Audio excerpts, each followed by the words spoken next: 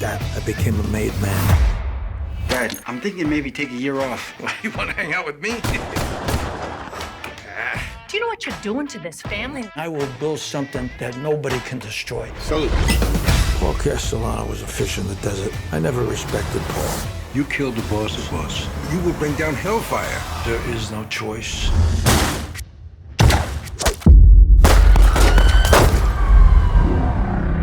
You'll need the support of all 5 boroughs. Queens, Brooklyn, Manhattan, Staten Island, the Bronx. Our job now is to maintain leadership. I nominate John Gotti. To the new boss! Oh. I'm so proud of you. You should be running your own crew now. Mr. Gotti, are you the head of the Gambino Crime Family? The head of my family. Mrs. Gotti, do you know what your husband does for a living? He provides. John's getting too much press. That can't go unchecked. What the flick, everybody? Thanks for watching. As you saw there, Gotti, John Travolta, as John Gotti, Christy Lemire, Alonso and Ben Mankiewicz. John Travolta is John Gotti. This movie came out last week, and they didn't screen it for us beforehand, and it has since gone on to get an ignominious 0% on the tomato meter, which is like begging to be seen, right? You have to see the 0% ones just to see what is so terrible about them. So Alonso and I went to matinees of this, and we saw Gotti.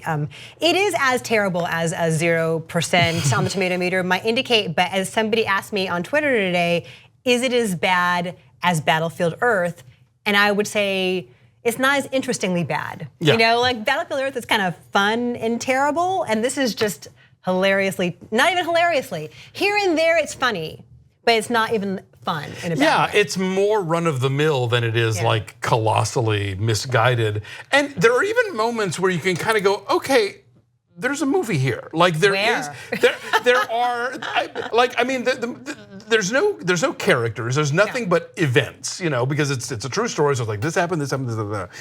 But like when you see Travolta, who is not terrible in this. I mean, he's trying to do something. I don't know. There's some weird aging makeup going on, but that's a thing going on throughout this film. But like when he has to sit down with like Stacy Keach or Chris Mulkey or some of the other actors, you're like, okay, this is something I would maybe want to see.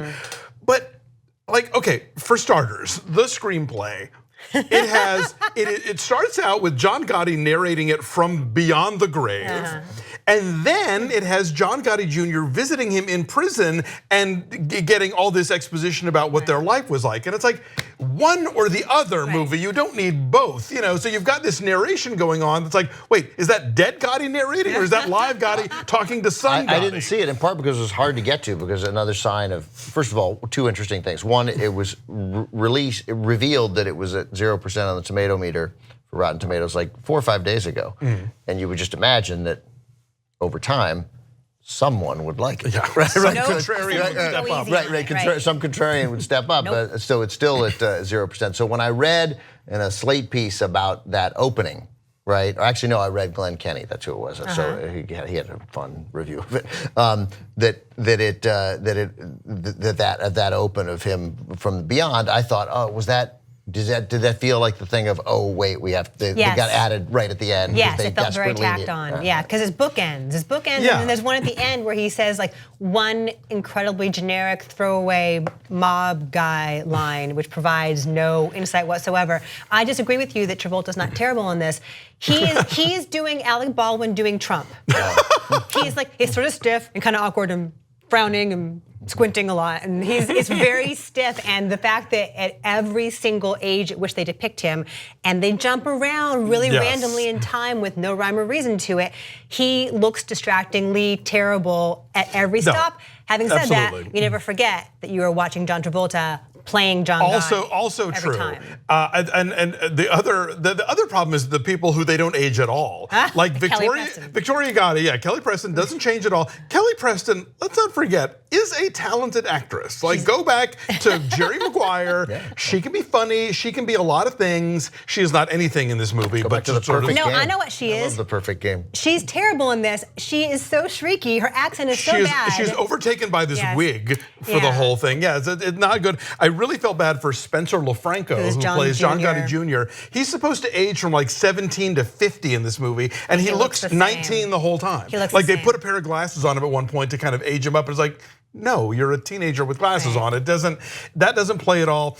It looks terrible. The lighting is terrible. The cinematography is murky. Yeah. The music is either like super on the nose, here's what year it is pop songs, or like the kind of, and I hear this a lot, like looking at stuff for film festivals, where somebody sits down and composes an entire score on a Casio keyboard.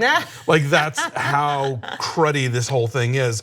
Directed by Kevin Connolly. Yeah, E from Entourage, and I had forgotten that he had done another movie prior to this. This is not his directorial debut, but yeah, he's very much conjuring like Scorsese light here, or that's at least what he's aiming for. Yeah. With the music selections especially. The cliches of just like, oh, the mobsters like standing around on the sidewalk talking, and the guy getting whacked. I mean, like he has no new way of showing any of this stuff. There's a wedding. There's John Jr.'s wedding. Yeah. Glenn Kenny wrote to you. You just reminded me. He said it's like he studied Martin Scorsese and learned every single thing wrong.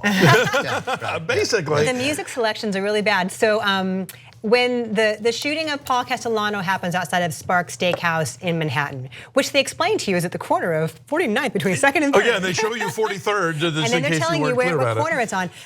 So it's a Christmas movie, Alonso. It is, that's because true. this hit goes down at Christmas, and so they play Silent Night, and when you see all the dead bodies on the ground, they're singing "Sleep in Heavenly Peace." Get it? And then when everything's falling apart for John Jr., they're playing "Come Undone" by Duran Duran. Oh man! Like every stop along the way, it's a song spelling out what's happening in front of us. Again, like bad Scorsese, you want to be stuff. Also, I want to mention, we were talking about Kelly Preston a bit ago. She provided the one moment of joy for me in this whole movie because her accent is so terrible and she's so over the top. There's a moment where she's visiting Gotti in prison, and John Gotti Jr. is also in trouble at this point, and she's yelling into the phone going, "I had to find out that my son was a target in the paper."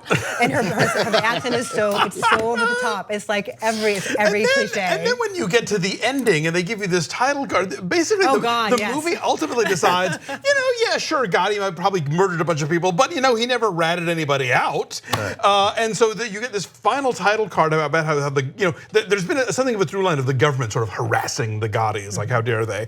And then it says like, when they brought all these criminals and murderers to testify against Gotti, and then the government just let them all go. And I was like, that's where we're going here. That's the moral of the story. Oh man. Because snitches get stitches. I guess they do. But Gotti remained beloved, and they intersperse a lot of actual footage of news reports and like man on the street stuff, and people saying that when Gotti was around, the streets he kept the neighborhood safe. Everything was safe, and you have like old Tom Brokaw, old reporters. That's why the things were safe, because John Gotti was around. That's why. Right. Yeah. That's right. That's what criminologists would say. That's what people who study this for a living. Yeah.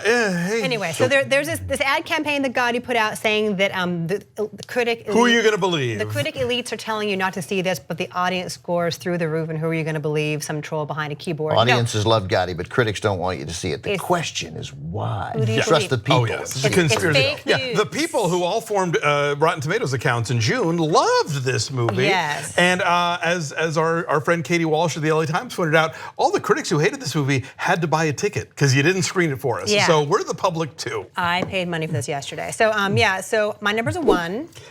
1.2. Okay. I'm feeling generous. All right, so 1.1 is our number, and it's still at 0.